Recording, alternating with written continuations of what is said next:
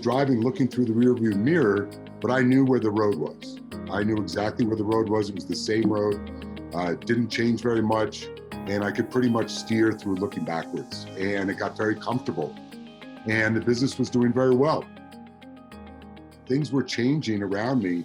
The way the businesses were marketed, social media was coming around. All of these things were happening.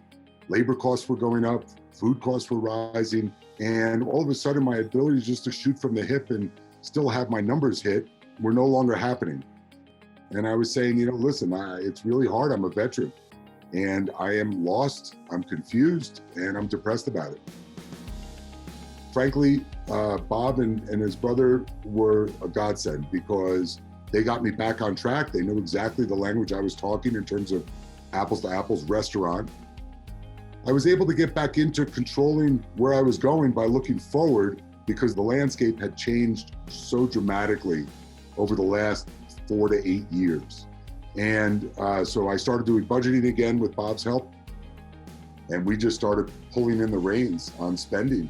And obviously we were also trying to do what we could to increase revenue. And that was about a 3-month lagging effect was on the revenue. But we found that when we pushed our goals and set budget forecasts, it made it more realistic. We invested in our wine program. We started looking at our profit centers differently.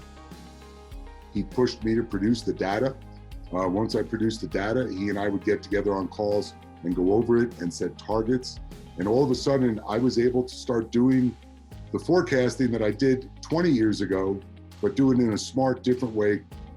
I'll tell you, these guys are just terrific. I was still looking at things the way things worked 15, 20 years ago.